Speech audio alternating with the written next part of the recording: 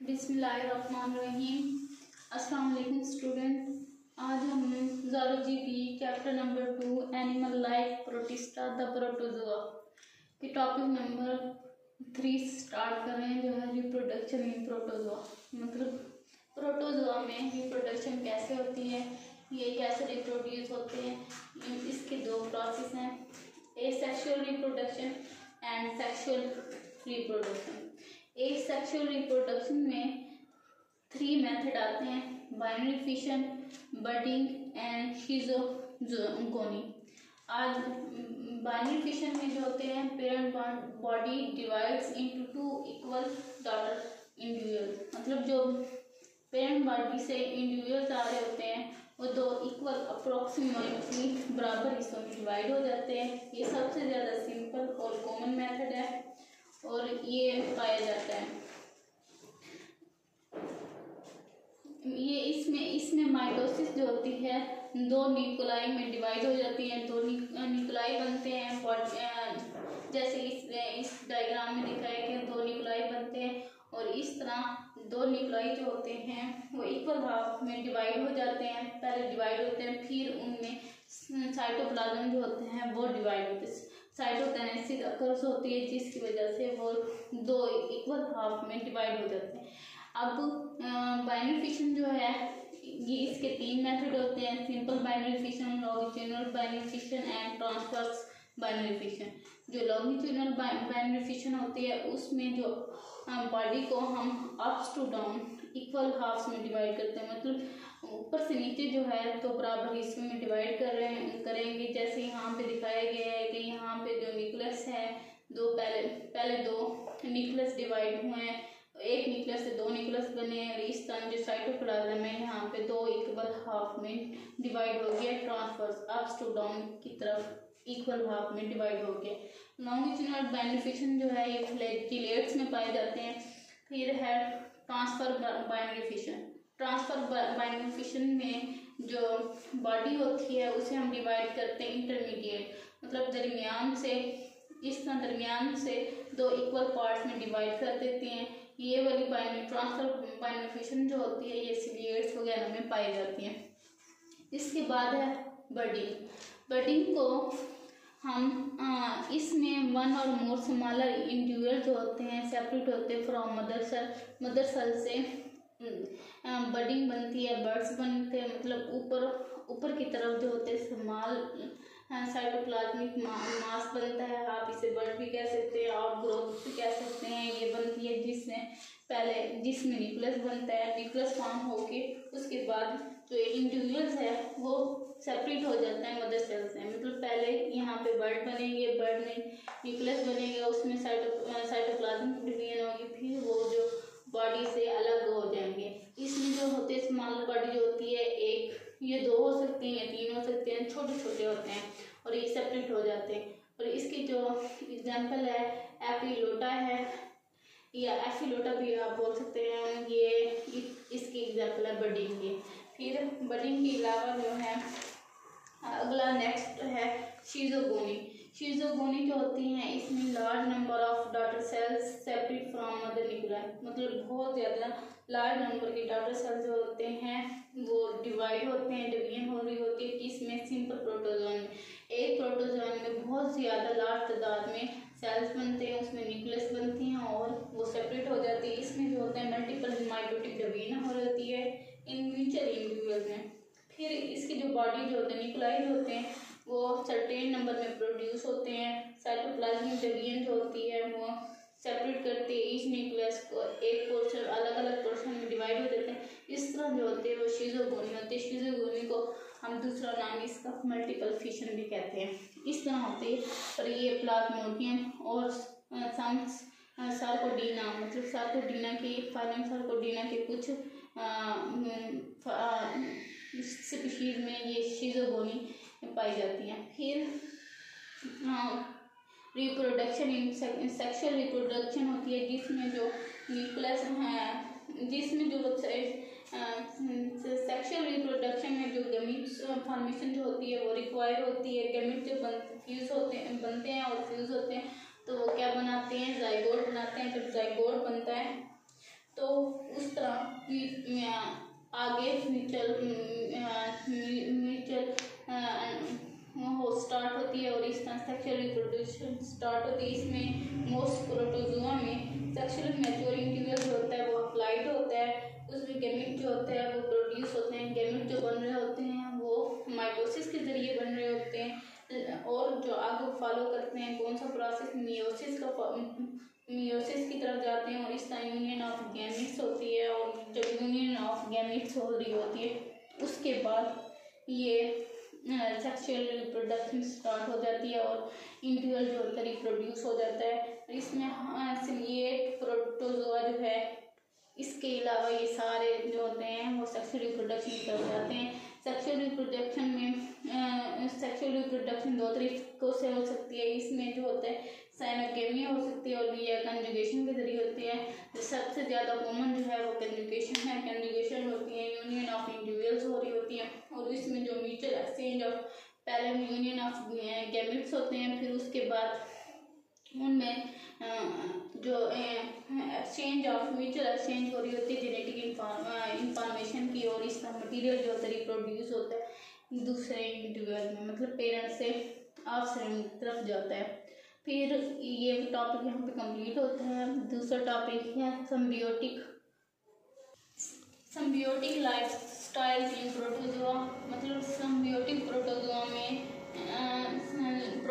में जो symbiotic relationship पाए जाते हैं दूसरे ऑर्गेनिज्म के साथ वो कैसे हैं। सिम्बियोसिस के अगर हम डेफिनेशन देखें तो सिम्बियोसिस दो लफ्ज़ों का मजमूआ है। एक है साइन मीन होता है विद और टुगेदर, मतलब एक साथ होता है या एक दूसरे के साथ, और बायोस मीन जो होता है आपको पता है लाइफ, मतलब ऑर्गेनिज्म का एक दूसरे के साथ जो इंटरेक्शन और लाइफ है उसको हम यहाँ पे डिस्कस करते हैं। इसकी अगर हम डेफिनेशन देखें प्रॉपरली तो ये है एन एसोसिएशन इंटीमेट करीबी और नज़दीकी जो होते हैं वो एसोसिएशन होती है बिटवीन टू ऑर्गेनिज्म। यहाँ पे जो टू ऑर्गेनिज्म होते हैं वो डिफरेंट स्पीशीज़ के होते हैं। कभी भी सिम्बियोसिस रिलेशनशिप जो होता है वो सेम ऑर्गेनिज्म में नहीं होता, ये डिफरेंट ऑर्गेनिज्म के दरमियान रिलेशनशिप को बताता है। सिम्बियोसिस की 3 मेन टाइप्स हैं जो कि हम आज डिस्कस करेंगे। 3 टाइप्स की सिम्बियोसिस है। फर्स्ट ऑफ ऑल पैरासिटिज्म में आता है one member lives at the expense of the other organism, मतलब ये इसमें जो ऑर्गेनिज्म होता है पैरासाइट जो होता है वो रहता है on the expense host organism को हार्म करके ये उसके ऊपर लिव करता है और अपने लाइफ स्टेज को कंप्लीट करता है। इसमें जो पैरासाइट होते हैं, ये पैरासाइट जो है ऑर्गेनिज्म लिव इन और ऑन होस्ट, या ये किसी भी होस्ट के अंदर रहता है या ऑन होस्ट, मतलब उसके ऊपर रहता है। फॉर एग्जाम्पल जब इन होगा तो वो एंडोपैरासाइट होगा, जब ऑन होगा तो वो एक्टोपैरासाइट होगा।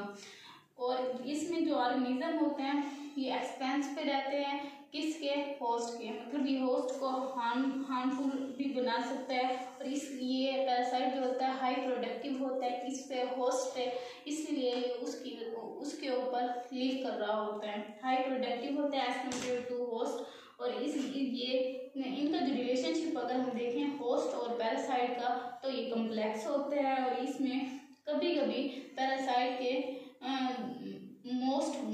बहुत ज़्यादा होस्ट हो सकते हैं, मतलब एक से ज़्यादा भी होस्ट हो सकता है। होस्ट क्या होता है, एन ऑर्गेनिज्म ऑन और इन बीच पैरासाइट लिव, मतलब वो ऑर्गेनिज्म जिसके ऊपर पैरासाइट रहता है उसके अंदर या उसके ऊपर रहता है तो उसे हम क्या कहते हैं, होस्ट का नाम देते हैं। होस्ट जो है वो डिफरेंट स्टेजेस होती हैं उसकी।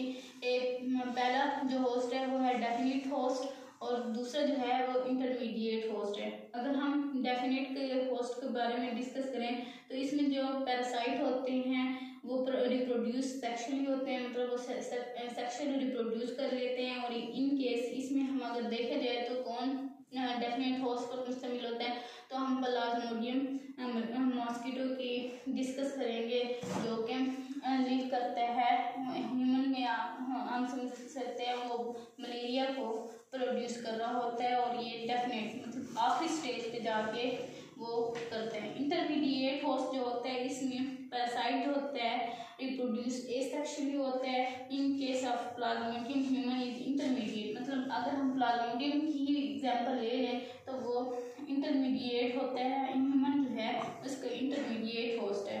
अगर हम इसमें जो लाइफ साइकिल जो होता है रिक्वायर्ड होता है more than one intermediate host, मतलब एक से ज़्यादा इंटरमीडिएट होस्ट चाहिए होते हैं। और इनकी जो स्टेजेस होती हैं वो इमेच्योर स्टेजेस भी एक से ज़्यादा होती हैं। उनको कंप्लीट करने के लिए फाइनल स्टेज पर आने के लिए एसेक्सुअल स्टेज से वो डेफिनेट होस्ट में कन्वर्ट होते हैं, तब जाके ये फाइनल स्टेज पर पहुंचते हैं।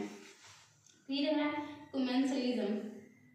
कोमेंसलिज्म जो होता है वन मेंबर ऑफ रिलेशनशिप जो होता है gets benefits from other member is not harm और नाइदर बेनिफिट्स, मतलब इसमें जो होता है एक मेंबर जो होता है वो रिलेशनशिप से फ़ायदा उठाता है, जो दूसरा मेंबर होता है उसको ना ही फ़ायदा होता है ना ही नुकसान हो रहा होता है। कोमेंसलिज्म भी दो तरह के होते हैं, इसमें एक्टो कोमेंसलिज्म भी आ जाता है और एंडो कोमेंसलिज्म भी आ जाता है। यहाँ पे हम इसके एग्जांपल देखते हैं तो इसमें ट्राइकोडीना पेडिकुलस जो है ये एक पैरासाइट है जिसका होस्ट जो है हाइड्रा है। हाइड्रा के ऊपर ये लिव करते हैं और इस तरह ये हाइड्रा को ना ही हार्म करते हैं ना ही उन्हें बेनिफिट प्रोवाइड करते हैं। इस तरह जो है इनका स्ट्रक्चर कंप्लीट होती है।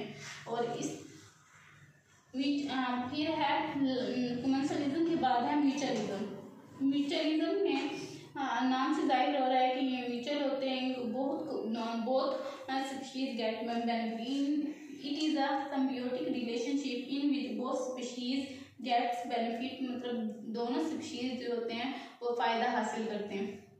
अगर हम एग्जांपल देखें तो ट्रिकोनिम्फा जो है ये एक फ्लैजिलेट्स है और जो कि टर्माइट दीमक को कहते हैं, ये उसके साथ इनका रिलेशनशिप होता है।